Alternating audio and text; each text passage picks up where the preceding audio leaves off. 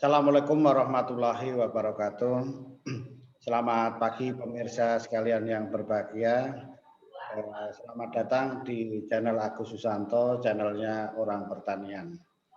Kali ini kita akan membahas ya masih berkaitan dengan pertanian, tetapi dalam rangka pengembangan sumber daya manusia.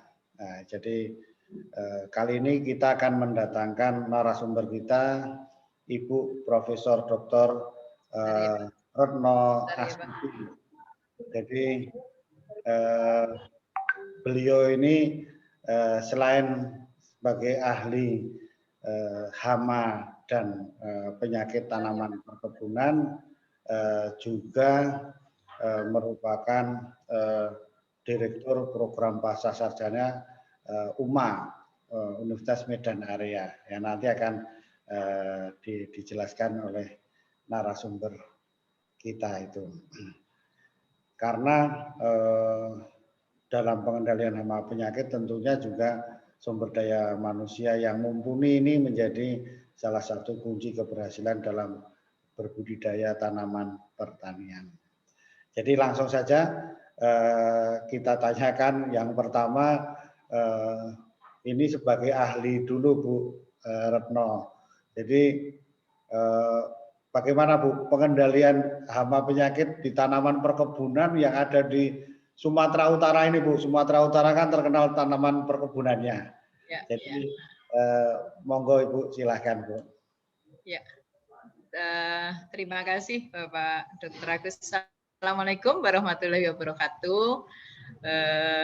Mungkin saya memperkenalkan diri dulu juga bahwa saya Profesor Retno Astuti Kuswardani, ini sebagai Direktur Program Pasca Sarjana di Universitas Medan Area. Nah, kebetulan juga Pasca Sarjana ini juga sudah mengelola selain program magister juga program doktor, khususnya doktor ilmu pertanian ya Pak Agus dan Bapak Ibu sekalian.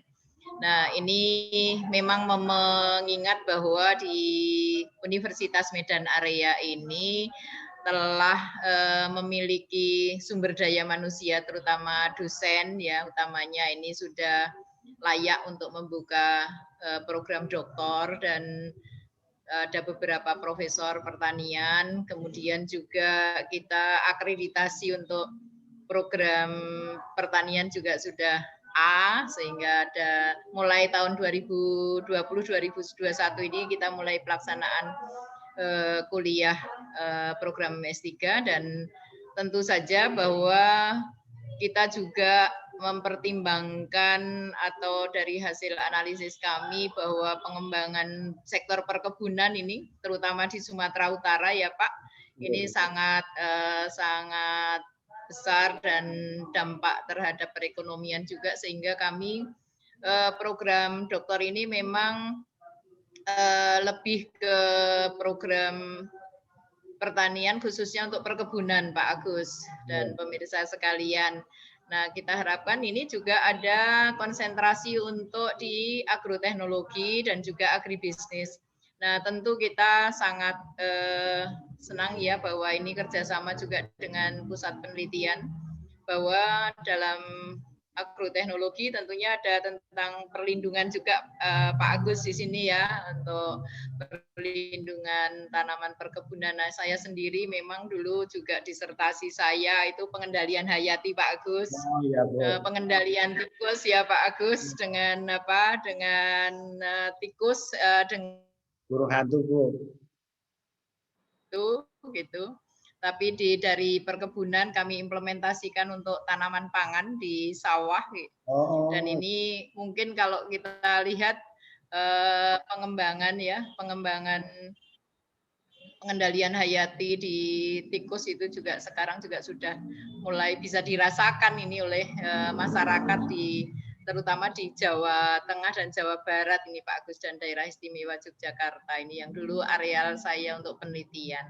Nah, kemudian juga saya selama ini tetap konsen pada pengendalian hayati di tanaman kelapa sawit. Beberapa kali saya mendapatkan hibah dari ulat daun di kelapa sawit, kemudian juga pemanfaatan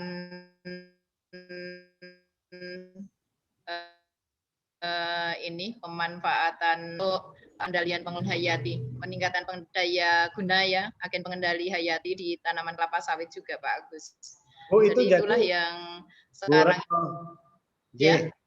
Berarti itu ya. dulu hantunya diaplikasikan tidak hanya di sawit tapi di padi yang di pengendalian tikus ya. Ya. Iya, jadi waktu itu saya sebenarnya pengalaman saya nih Pak Agus dapat tantangan yang sangat besarnya waktu itu ya, karena kan perilaku dari tikus kelapa sawit, tikus pohon dengan tikus sawah kan berbeda. Jadi itu dikhawatirkan bahwa nanti nggak efektif. Oh ya waktu itu, tapi nyatanya juga sangat efektif yang kita rasakan sampai sekarang. Apalagi kan tikus punya punya habitat yang sangat-sangat beragamnya itu ya. Dan itu berhasil ya. Gitu.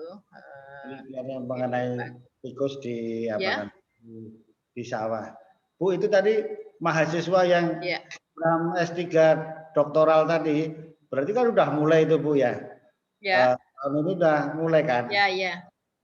Berarti kan tahun depan udah mulai ya, udah mulai lagi terima lagi gitu Bu, iya.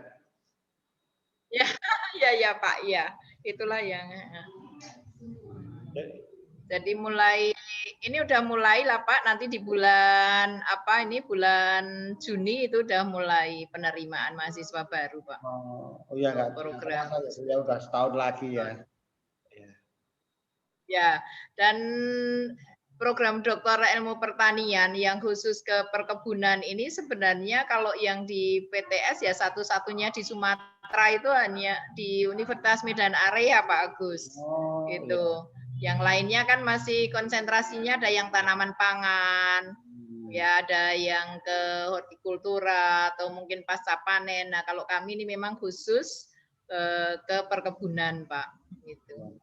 Bu, itu berarti mahasiswanya kan mungkin ada akademisi, ada praktisi, ada birokrat, gitu kan Bu? Ya macam-macam ya kan Bu? Ya. Jadi sekarang ini kan yang tahun pertama ini ada 9 mahasiswa juga. Yang terima 9 itu ada dari dinas, dari perkebunan juga ada Pak Agus, dari PTP ini ya, ada dari PTP, kemudian dinas, kemudian juga ada dosen juga Pak, yang untuk angkatan pertama ini. Ya. Bu, mungkin ini kan itu yang S3 Bu. Ini kalau masyarakat mau pengen sekolah yang S2 itu programnya apa aja Bu yang ada di UMA itu? Oh iya. Kalau di UMA ini ada 4 program studi magister, Pak. Ini magister administrasi publik ini jangan tertua dan satu-satunya juga Pak di Sumatera Utara. Ini tahun 2000 ini berdirinya. Ya, jadi alumninya juga sudah tersebar. Jadi biasanya kalau belakangnya MAP gitu, gelarnya?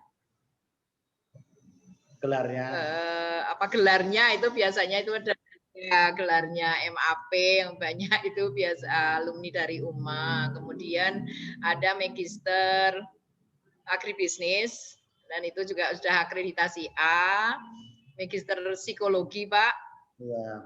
Yang paling muda sebenarnya tapi itu juga menjadi unggulan kami dan magister hukum. Magister hukum. Dan ini kami kan gini Pak, modelnya adalah multi entry, artinya bisa juga satunya nggak linier Pak dengan program studi. Itu yang multi entry sehingga seperti MAP misalnya mungkin nggak harus dari kebijakan publik, nggak harus dari Visipol, bisa aja dengan latar belakang dari kerjanya gitu. Ini dari tempat kerjanya. Mungkin dia dibutuhkan di MAP sehingga kami juga menerima untuk itu. Iya. Bu, ngomong-ngomong ini mungkin yang terakhir ini. Kampusnya itu letaknya di mana tuh Bu?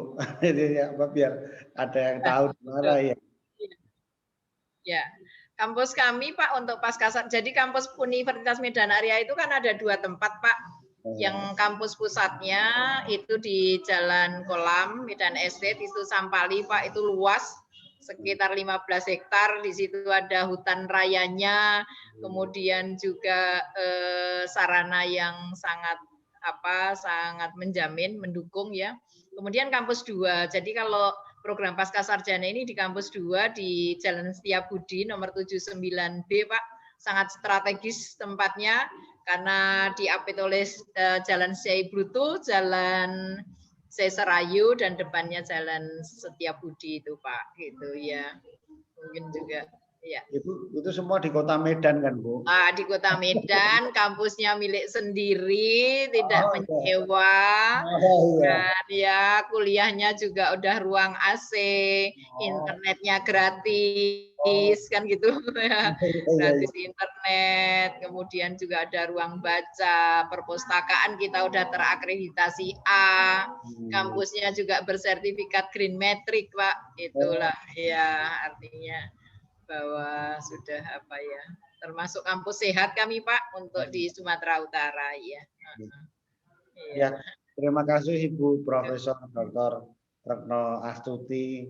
K-nya saya lupa Bu nyebutkannya. Wardani Pak. Ya, Pak. Wardani Pak ya. Jadi mudah-mudahan sebagai sarana ini kan Bu, mencerdaskan kehidupan bangsa.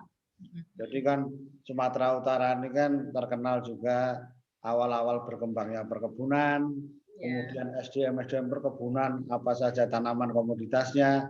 Oleh karena itu ya kewajiban kita ini kan untuk meningkatkan kemampuannya sampai strata S3 tentunya disiapkan oleh Universitas Medan Area atau UMA. Terima kasih Bu, mudah-mudahan yang nonton ini dapat informasi ternyata ada sekolahnya kan gitu. Ya, ada yang sudah mengelola. Oke. Ya. Terima kasih Ibu. Mudah-mudahan bermanfaat bagi kita semua. Assalamualaikum warahmatullahi wabarakatuh. Waalaikumsalam warahmatullahi wabarakatuh.